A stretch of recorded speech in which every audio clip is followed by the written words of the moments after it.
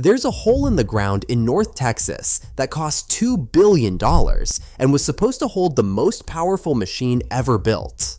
Today, it's sealed shut, privately owned, and almost nobody driving past it knows it's there. Texas has an entire second layer of forbidden places like this. A county-owned building people call an asylum that isn't actually what they think it is. A movie set John Wayne built that's rotting behind a locked gate. A town that didn't close, it drowned. We're counting down 10 of them, and the last one isn't just off limits. It's the closest thing Texas has to buried treasure nobody's allowed to dig up. Subscribe if you want the documented history, not just the spooky guesswork. In the 10th place, the Toya Schoolhouse represents the most basic level of exclusion you will encounter on the Texas plains. The town itself rose quickly when the Texas and Pacific Railway laid tracks here between 1880 and 1881. By 1912, builders completed this two-story brick structure to serve as a local bank, though they soon repurposed it to educate the area's children.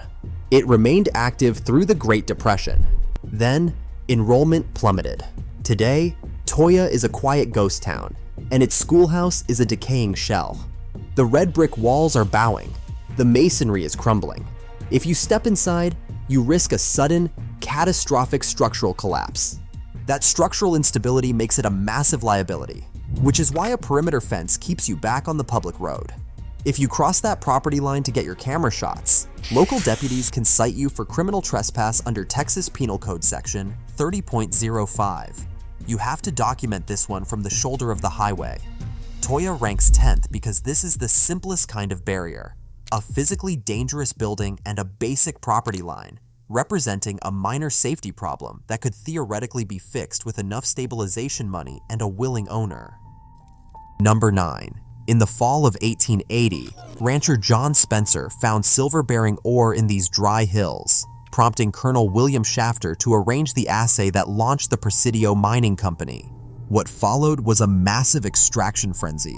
The district ultimately produced over 35 million ounces of silver between 1883 and 1942, peaked at 4,000 residents, and now leaves a modern town population of just 30. The boom is long dead. You can drive right up to the edge of the settlement along Highway 67, but the industrial skeleton itself is entirely off limits.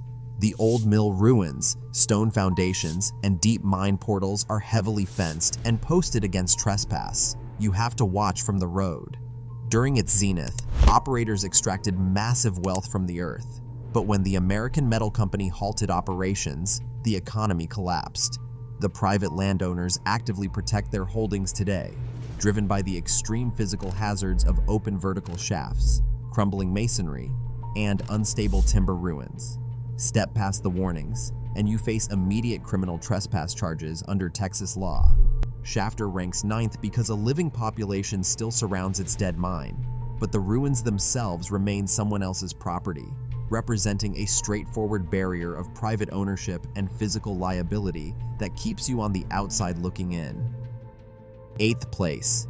If you head just south of San Antonio, you will find the heavily secured Bexar County Home Ruins. Built in 1915 as a poor farm for the elderly, this county-owned property later served as a juvenile detention facility for troubled boys. It was abandoned in 1996. 4 physical structures remain today: a guard shack, a disciplinary building, 2 decaying support units. Local legends insist you are looking at a haunted insane asylum surrounded by unmarked graves. The paperwork tells a completely different story. County records confirm this site was never a psychiatric hospital. Nearly 2,000 children and residents were indeed buried here in unmarked plots, but crews exhumed and relocated every remains to a municipal cemetery by 1974. The real history is grim, but it is entirely human. In January of 1925, administrators hospitalized a 14-year-old inmate named Alfred Garcia after finding him semi-conscious in his cell. If you try to explore these brick skeletons today, you face immediate arrest. The grounds now serve as a police training facility, heavily patrolled by the Bexar County Juvenile Probation Department. Standard trespass laws are strictly enforced. Asbestos fibers saturate the decaying plaster. It ranks 8th because the most repeated explanation for the ruins is not the documented one. A fixable barrier of asbestos contamination keeps you out, a physical hazard that eclipses any supernatural curse. Number 7. In December 1886, the Johnson brothers opened Mineshaft Number 1, initiating an era of absolute corporate dominance. The Texas and Pacific Coal Company soon purchased the operation, rapidly expanding the site into a massive industrial machine. At its peak around 1918, the population reached nearly 10,000 residents, supported by miners representing over a dozen nationalities. It was the largest town between Fort Worth and El Paso, yet you were never allowed inside. The owners constructed a tight stockade, ran lines of barbed wire, and positioned armed guards to keep out union organizers. They controlled every entry. They regulated your life. Today, almost nothing remains of this corporate fortress. When oil displaced coal in the 1930s, the company chose to dismantle the entire town rather than let it persist. They salvaged the lumber. They sold the buildings. They left only 3 quiet remnants: a brick company store, a cemetery gate, and a towering 128-foot smokestack. A popular local legend claims a bricklayer climbed to the very top, toasted its completion, and scrambled down before panic set in. This story remains completely unverified by historical archives. The physical ruins, however, are thoroughly documented in Sanborn fire insurance maps and labor history records. You can see the smokestack from Interstate 20, but you cannot cross the property line. Thurber ranks 7th because it was sealed from the day it was built, then erased by the same company that controlled the fence. 6th place. In 1957, rancher James Happy Shahan began constructing a massive historical illusion on his Brackettville land.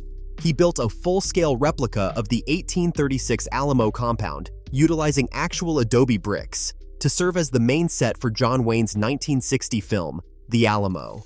The entire site eventually expanded to cover nearly 400 acres. For almost 50 years, you could buy a ticket, walk the dusty mock streets, and stand where movie stars once stood. It functioned as a working movie location, a tourist attraction, and a monument to Hollywood myth-making. But the gates slammed shut for good in 2010. Today, this manufactured slice of Texas history sits completely silent on locked private ranch land. You cannot go inside. The wooden western facades are rotting. The adobe walls are melting under the relentless sun. Dozens of empty false front buildings and 3 miles of dirt roads sit completely abandoned. If you try to slip past the fence line to photograph the empty saloon, you face immediate criminal trespass charges. This is a manufactured setting, distinct from the real battlefield. It remains a decaying monument to mid-century ambition. Alamo Village ranks 6th because a monument built to recreate Texas's most famous siege is now under its own siege from weather, ownership, and time. Unlike sites lost to permanent poison or watery depths, this remains a fixable barrier of private ownership. The structures are still there, slowly dissolving, entirely locked away behind a simple, frustrating property line. Number 5. The Chisos Mining Company operated in Terlingua from 1903 to 1946 under the iron-fisted rule of Chicago industrialist Howard Perry. United States Geological Survey records identify this site as Texas's absolute largest mercury producer, reaching a peak annual output of 7,200 flasks of refined quicksilver in 1917. At its height, the operation supported a company town of 2,000 residents and carved a 17-level underground network spanning over 23 miles. But this massive output came at a severe human cost. Workers roasting the red cinnabar ore were constantly exposed to invisible toxic mercury vapor. They suffered. Which documented restriction has surprised you most so far? The collapsing buildings, the private fences, or the fact that mercury can remain dangerous long after a mine closes? If you visit Terlingua today, you can walk freely among the roofless adobe ruins of the ghost town on the surface. But that freedom stops at the mine portals. The original underground workings are gated or capped in thick concrete. they are completely off-limits. Unstable, collapsing tunnels and lingering mercury contamination in the soil make stepping inside an absolute hazard.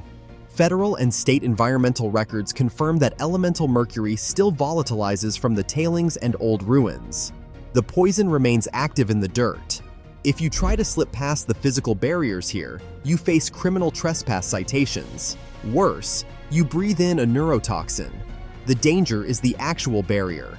Chisos ranks 5th because this is the first place where the danger follows you underground and into the soil. Number 4. Just north of Denton, a simple gravel driveway leads to a fenced pasture that once held the potential for nuclear annihilation. In September 1960, the United States Army activated Air Defense Site DF-01, equipping the facility with 2 nuclear-armed Nike Hercules missiles and 1 conventional Nike Ajax launcher, a shield against Soviet bombers. Daily life here was defined by intense, highly structured readiness. Soldiers utilized a heavy-lift winch building with steel roll-up doors to support the complex fueling, arming, and elevating sequence before raising these massive weapons to the surface to fire. By the mid-1960s, the military decommissioned the base as technology evolved. The property eventually passed to the University of North Texas, which used the concrete pads for an astronomical observatory and a campus radio transmitter, before the parcel finally slipped into private hands. By 2010, crews demolished almost all the original surface buildings. Only flat concrete slabs, a few fence posts, and sealed underground silos remain. If you walk up to the perimeter today, you are not facing an active military secret. There are no soldiers on guard. You are facing private agricultural land. It is protected by standard county property laws, no trespassing signs, and physical safety hazards. The Nike site ranks 4th because nuclear warheads once sat a few miles from a college town most residents have never connected to the site. From here forward, being forbidden stops meaning a safety issue or a property line, and starts meaning something the place itself did to disappear. Coming to the top 3, the Baker Hotel in Mineral Wells is a towering 14-story architectural giant that you can see from miles away, yet its interior remains entirely forbidden. Opened in 1929, this Spanish colonial revival masterpiece was built as a premier luxury destination, boasting 450 rooms, an Olympic-sized mineral pool, and therapeutic baths. If you inspect the original guest registers, you will find names that define 20th century pop culture. Judy Garland, Marlene Dietrich, Bonnie and Clyde, they all stayed here. But the local mineral water boom collapsed. The guests stopped coming.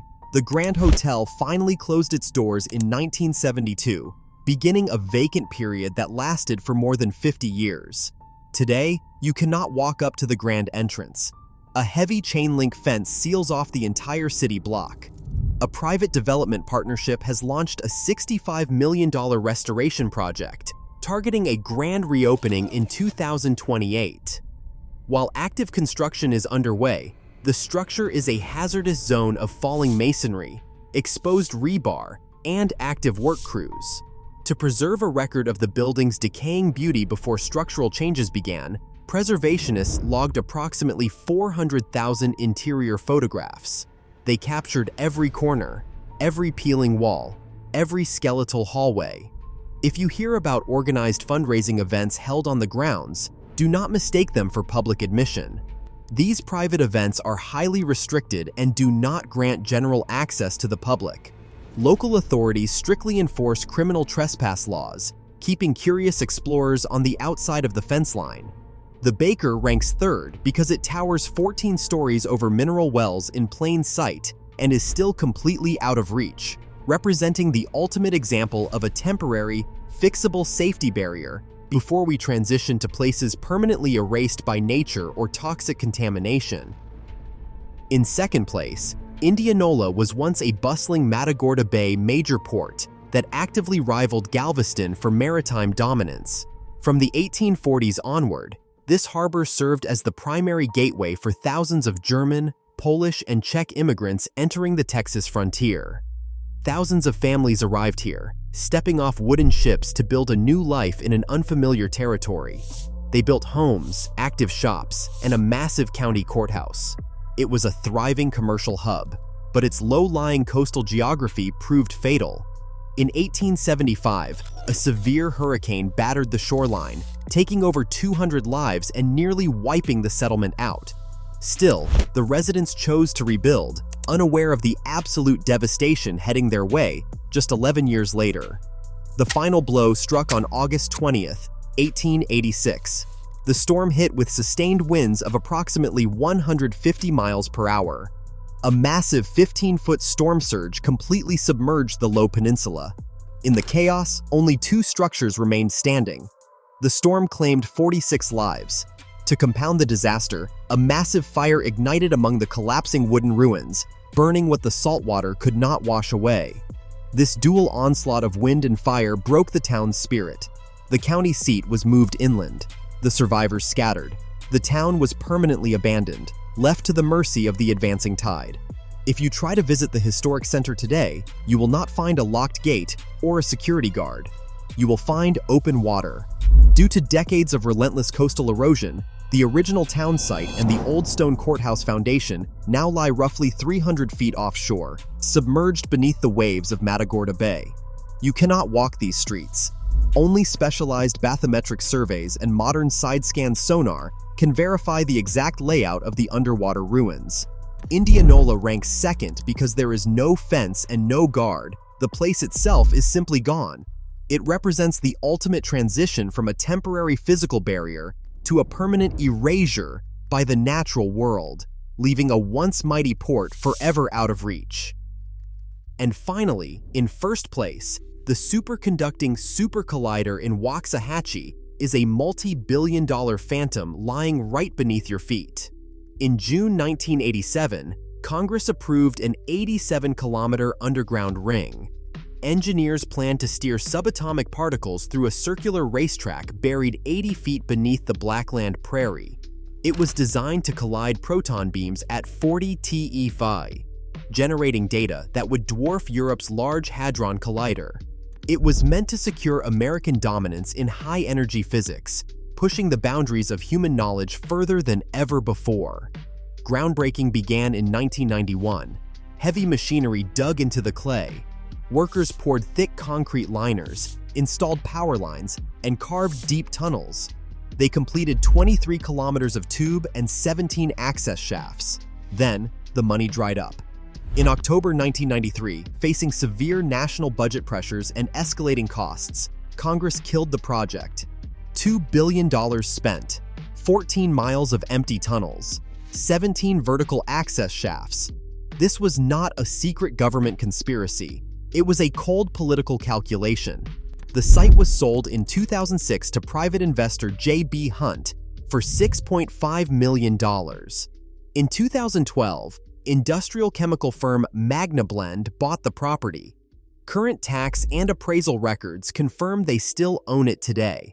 They use the surface buildings for chemical blending operations, but the subsurface rights tell a different story.